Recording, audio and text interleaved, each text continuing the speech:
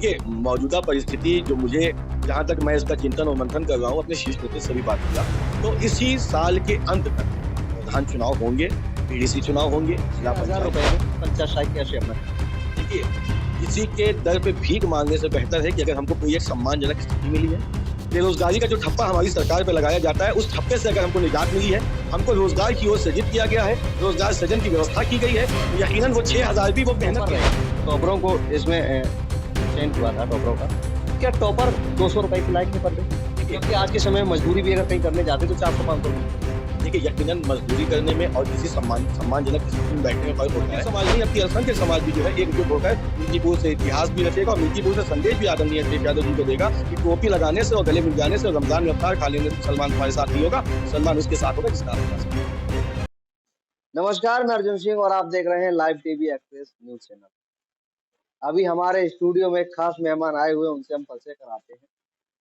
उनसे परिचय करानी पड़ेगी, लेकिन जैसे ही आप गमछा देखेंगे तो समझ जाएंगे किस किस पार्टी से है ये गमछा पूर्वांचल में एक अपनी अलग ही पहचान रखता है, क्योंकि जैसे ही किसी के गले में अगर आप पीला गमछा देख लेंगे तो समझ जाएंगे कि किस पार्टी के कार्यकर्ता हैं। और एक हम इंटरव्यू लिए तो उन्होंने कहा था कि स्वैल देव भारतीय समाज पार्टी के हर एक कार्यकर्ता ओम प्रकाश राजभर है। पूर्वांचल में एक अपनी अलग पहचान रखती है ये पार्टी। तो हमारे साथ अभी उसी पार्टी के आज पंचायती राज चुनाव में प्रभारी बनाए गए हैं, हमारे साथ मौजूद हैं। छोड़ो, काट दो। नाम इनका कहाँ पे है? यहाँ रख दो। नमस्कार, मैं अर्जुन सिंह और आप देख रहे हैं live TV express news channel. हमारे स्टूडियो में आज एक वो शख्स है जिस पार्टी की शायद ही है पहचान कराने की हमें जरूरत नहीं है, क्योंकि आप जैसे ही उनका गमछा देखेंगे तो समझ जाएंगे कि किस पार्टी के नेता और कार्यकर्ता हैं। पूर्वांचल में एक अपनी अलग ही पहचान रखने वाली पार्टी है। आज हमारे साथ मौजूद है जाफर नकवी जी मौजूद, हम इनसे बातचीत करेंगे। इन्होंने पार्टी में आज इनको एक बहुत ही खास जिम्मेदारी दी गई है, तो पहले उस जिम्मेदारी की बात करते हैं कि आज आपको पार्टी ने किस जिम्मेदारी आपको दी है। बहुत बहुत धन्यवाद भाई साहब। देखिए, सुहेलदेव भारतीय समाज पार्टी सिर्फ एक पार्टी नहीं, एक विचारधारा है। आदरणीय ओम प्रकाश राजभर जी, हमारे राष्ट्रीय प्रमुख महासचिव अरविंद राजभर जी, ये सिर्फ काम कर रहे हैं शोषित वंचित समाज के उद्धार के लिए, जिनका हमेशा उपहास हुआ, जिनका शोषण हुआ और जिनका दोहन हुआ। आदरणीय ओम प्रकाश राजभर जी की ये 22 साल की मेहनत है कि आज एनडीए के घटक दल में वो कैबिनेट मंत्री हैं और दो दो मुख्य डिपार्टमेंट के हैं। जिस समाज से मैं आता हूं उसके भी कैबिनेट मंत्री हैं और तमाम ग्रामीण अंचल की समस्याओं के समाधान के लिए भी वो कैबिनेट मंत्री है, तो पंचायती राज कैबिनेट मंत्री है। और उनका मकसद सिर्फ और सिर्फ ये था कि समाज के उस शोषित वंचित समाज जो कि मुख्य धारा से अलग हो गया था, जिसका ना कोई सुनने वाला था, ना उसकी कोई सुध लेने वाला था, लेकिन हाँ, जब इलेक्शन आता था तो सबसे पहले उसी समाज को जो है किसी ना किसी तरीके से बहलाया जाता था, फुसलाया जाता था कि कैसे उनका हल किया जाए और उनके वोट को ले लिया जाए, लेकिन उनकी चिंता नहीं थी। प्रधानमंत्री नरेंद्र मोदी जी के कुशल नेतृत्व में अल्पसंख्यक और बहुसंख्यक समाज को मुख्य धारा से जोड़ने का जो उनकी पहल थी, इसी पहल में आदरणीय ओम प्रकाश राजभर जी ने शोषित और वंचित समाज के उद्धार के लिए काम किया था। कैबिनेट मंत्री इस समय हैं अल्पसंख्यक कल्याण और पंचायती राज के, और मैं अल्पसंख्यक समुदाय से हूँ और साथ ही साथ मैं अल्पसंख्यक प्रकोष्ठ का प्रदेश संगठन मंत्री भी हूँ। और आने वाले पंचायती चुनाव में जिसका कि बिगुल बजने वाला है, उस चुनाव के लिए आदरणीय अरविंद राजभर जी, जो कि हमारी पार्टी के राष्ट्रीय प्रमुख महासचिव जी हैं, उन्होंने हमारी एक समीक्षा बैठक में ये आह्वान किया कि उत्तर प्रदेश के अल्पसंख्यक समुदाय को आने वाले आगामी पंचायत चुनाव में 32% राजनीतिक भागीदारी देंगे। और राजनीतिक भागीदारी उस ग्रामीण अंचल से आएगी जिसका वोट होता था, और उसी वोट से आने वाले समय का समीकरण तय होता है। और हमारे प्रदेश अध्यक्ष आदरणीय श्री खुर्शीद आलम, जो कि प्रदेश अध्यक्ष भी हैं अल्पसंख्यक प्रकोष्ठ के, साथ ही साथ कैबिनेट मंत्री प्रतिनिधि भी हैं, उन्होंने इस छोटे से पार्टी के सेवक को ये जिम्मेदारी दी है कि आने वाले पंचायती चुनाव में उत्तर प्रदेश में पंचायत में प्रधानों की सहभागिता को बढ़ाइए। और प्रधानों की सहभागिता किस समाज से? जिस समाज से मैं आता हूँ, जिस समाज का हमेशा शोषण हुआ, जिस समाज का हमेशा दोहन हुआ, जिस समाज को मुख्य धारा से जुड़ने नहीं दिया गया, उस समाज का नेता बनाने के लिए हमारी पार्टी के जो प्रदेश अध्यक्ष हैं अल्पसंख्यक प्रकोष्ठ के खुर्शीद आलम साहब ने मुझे ये ज़िम्मेदारी दी है और मैं बखूबी इस ज़िम्मेदारी को निभाने के लिए पूरे उत्तर प्रदेश में प्रवास करूँगा। हर गाँव, हर कस्बे में पहुँचूँगा, अल्पसंख्यक की भागीदारी को सुनिश्चित करूँगा और आने वाले समय में उत्तर प्रदेश के अल्पसंख्यक समुदाय को राजनैतिक रूप से साझेदारी देकर उनके विकास की बात होगी और उनके तमाम उस बहुमूल्य मुद्दों पर जिस पे कभी किसी ने चिंतन और मंथन नहीं किया है, उस पे विकास की बात होगी और उनके साथ न्याय की बात होगी। आपको बहुत बड़ी जिम्मेदारी दी गई है। आने वाले समय में चुनाव है, तो क्या लगता है पार्टी 2025 में ही चुनाव कराएगी या जो कोरोना काल में 6 महीना चुनाव पीछे हो गया था, वो प्रधानों को मिलेगा?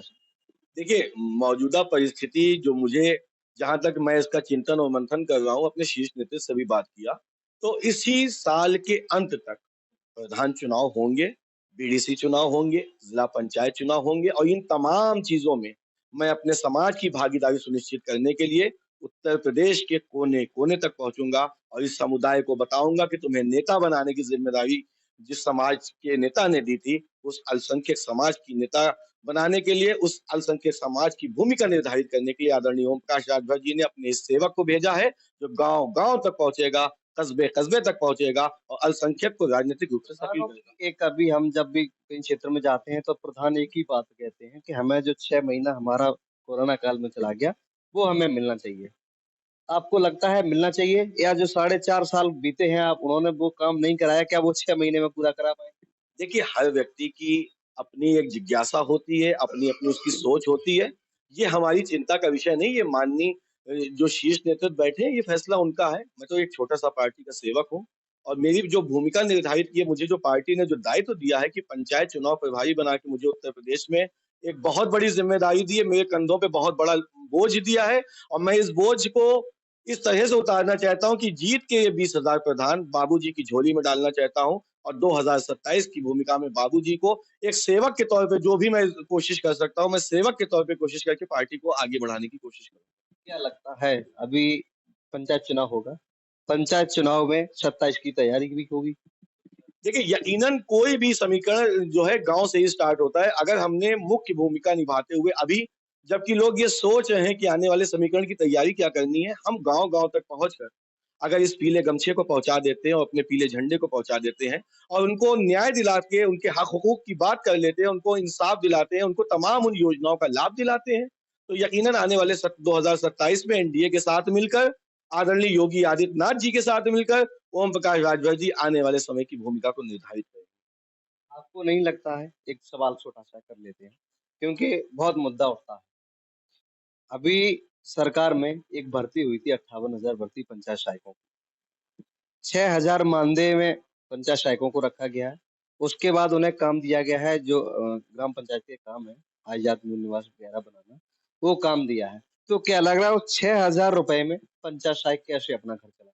देखिए, किसी के दर पे भीख माँगने से बेहतर है कि अगर हमको कोई एक सम्मानजनक स्थिति मिली है, बेरोज़गारी का जो ठप्पा हमारी सरकार पे लगाया जाता है, उस ठप्पे से अगर हमको निजात मिली है, हमको रोज़गार की ओर सृजित किया गया है, रोज़गार सृजन की व्यवस्था की गई है, तो यकीनन वो 6,000 भी वो मेहनत के हैं।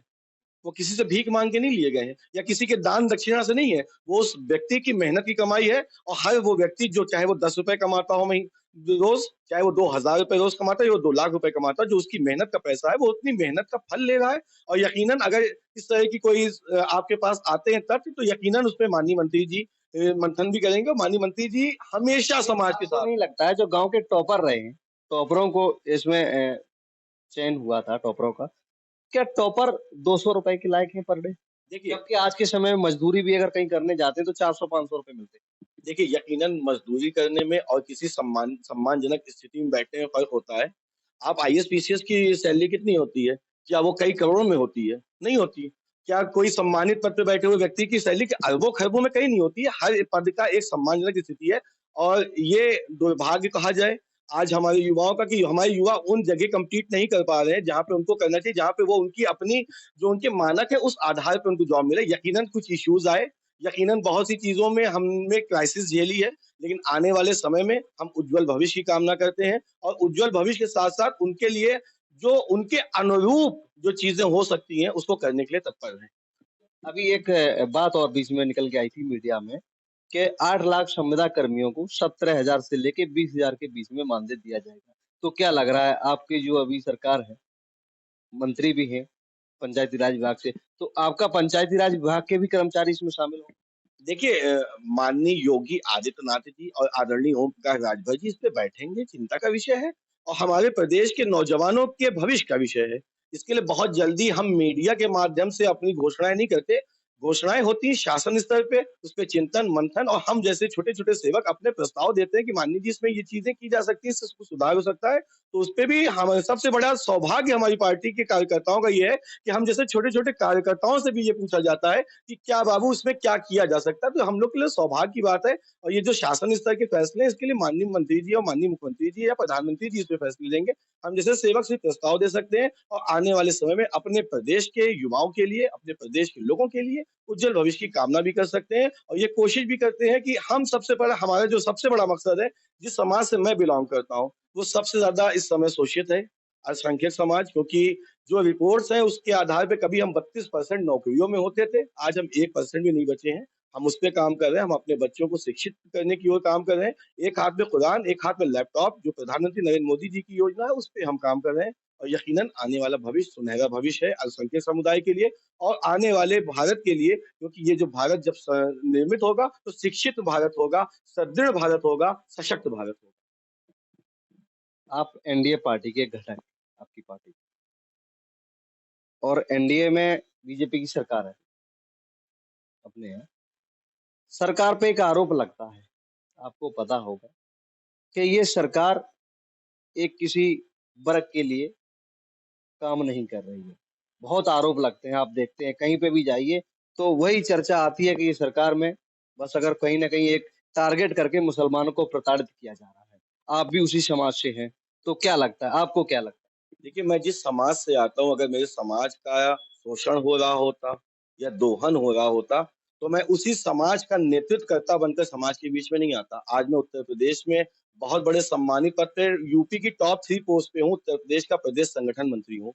और ये शरफ़ भी मुझे अगर मिला है, ये सौभाग्य अगर मुझे मिला है, तो उसके लिए हमारी पार्टी एनडीए घटक दल का जो हिस्सा है, उसी ने मुझे बनाया है। मेरे समाज का ही नेता हूँ मैं और मेरे समाज का शोषण नहीं होता। देखिए, कोई भी अपराधी की कोई जाति, कोई धर्म नहीं होता है। ये कहीं-कहीं टीआरपी सेशन के लिए भी लोग कोशिश करते हैं, एक वर्ग विशेष का व्यक्ति हो सकता है, वो किसी समुदाय से हो सकता है, मैं शिया समाज से आता हूँ, कोई सुन्नी समाज से आता है, कोई देवबंदी है, कोई बरेलवी, तमाम हमारे क्या अभी ऐसे जो है बहुत सी कम्युनिटी फैक्टर्स हैं। तो व्यक्ति विशेष से उसकी जाति निर्धारित नहीं की जाती, अपराधी की ना कोई जाति होती है, ना धर्म होता है। और अल्पसंख्यक समुदाय के अगर अपराधियों पे कमर कसी गई है, तो यकीनन बहुसंख्यक समाज के अपराधियों पे भी कमर कसी गई है। उनको भी जेल हुई है, उनके साथ भी तमाम वो जो विधिक कार्रवाई होनी चाहिए, वो होती है और इसके लिए वर्ग विशेष या जाति विशेष को टारगेट नहीं करना चाहिए। ये अखिलेश यादव वाले बयान मीडिया जब बोलती है, तो मुझे बड़ा ताज्जुब होता है। अखिलेश यादव जब खुद थे, तो उन्होंने कितने मुसलमानों के लिए क्या किया?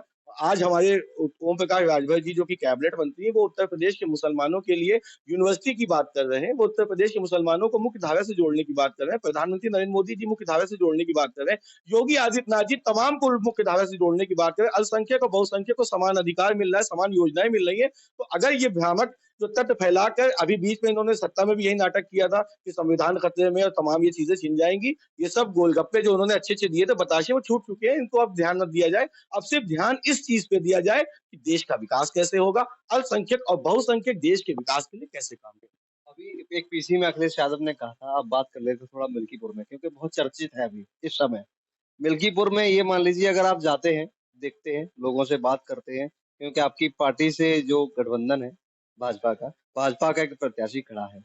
तो क्या लग रहा है अखिलेश यादव तो कह रहे हैं इंटरनेशनल मीडिया को भैया इनवाइट कर दिया कि जाके मिल्कीपुर में देखो किस तरीके से चुनाव होता है। तो क्या लग रहा है भाजपा ने जो प्रत्याशी उतारा है, इस बार शिकस्त दे पाएगा? देखिए, यकीनन शोषित वंचित समाज का व्यक्ति आया है और जवाब वो बेहतर देगा उस पीडीए के गठबंधन को जिसने सिर्फ पीडीए के नाम का लॉलीपॉप समाज में फहराया था। यकीनन उस प्रत्याशी की जीत होनी है और देश हित की जीत होनी है, राष्ट्रवाद की जीत होनी है और अखिलेश यादव जी को बयान देने के अलावा और ट्विटर के अलावा फिलहाल अब कुछ बचा नहीं है। अब ये तो अब सत्ता को भूल जाएँ, वो कई सालों तक नहीं, दशकों तक भूल जाएँ क्योंकि जिस प्रकार से आदरणीय नरेंद्र मोदी जी ने और एनडीए ने इस देश की व्यवस्था को सँभाल के इस देश को व्यवस्थित करने की ओर, हमको विदेश नीतियों में अग्रसर करने की ओर प्रयासरत है। यकीनन हम उज्ज्वल भविष्य की ओर है और भारत का नागरिक बहुत ही ज़्यादा समझदार है, देश का वोटर बहुत समझदार है, वो ये जानता है कि अब आपका विकास कौन करेगा और आपका विनाश जिसने किया था, उस विनाशकारी तमाम नीतियों से आज देश का जो है, जो नागरिक है, देश का जो वोटर है, वो सुदृढ़ हो गया है। अब उसको सिर्फ़ और सिर्फ़ एनडीए पे भरोसा है, नरेंद्र मोदी जी पर भरोसा है, योगी आदित्यनाथ जी पर भरोसा है और मैं जिस पार्टी से बिलॉन्ग करता हूँ, आदरणीय ओम प्रकाश राजभर जी, जो कि शोषित वंचित समाज के मसीहा बनकर आए हैं, उन पर भरोसा है। 37 सीटें इस बार जीती थी अखिलेश यादव। उसके बाद ये कहा है कि मिल्कीपुर का चुनाव 2027 की सरकार तय करेगा। क्या लग आपको क्या? तो 2027 की सरकार तय तो हो रही है, एनडीए का प्रत्याशी जीतेगा और यकीनन जीतेगा। मैं पूर्व में भी मिल्कीपुर में लगातार कोशिश कर रहा हूँ, भ्रमण कार्यक्रम मेरे लग रहे हैं और हम लोग लगातार प्रयासरत है कि हम केवल बहुसंख्यक समाज नहीं, अब की अल्पसंख्यक समाज भी जो है एकजुट होकर मिल्कीपुर से इतिहास भी रचेगा और मिल्कीपुर से संदेश भी आदरणीय अखिलेश यादव जी को देगा कि टोपी लगाने से और गले मिल जाने से और रमज़ान में इफ्तार खा लेने से मुसलमान तुम्हारे साथ नहीं होगा, मुसलमान उसके साथ होगा जिसका आप विकास करें। बहुत-बहुत धन्यवाद आपका हमसे जुड़ने के लिए। आपने देखा तमाम तरीके की हमने चर्चाएँ की इनसे। मिल्कीपुर का चुनाव अभी अहम मुद्दा है क्योंकि पार्टियां अपना-अपना दावा कर रही हैं और उनका कहना ये है कि ये चुनाव 2027 की सरकार तय करेगा। आने वाले समय में क्या होता है ये देखने के लिए हमारे साथ जुड़े रहें और भी तमाम ऐसी खबरों के लिए हमारे साथ जुड़े रहें। तब तक के लिए नमस्कार, मिलते हैं किसी और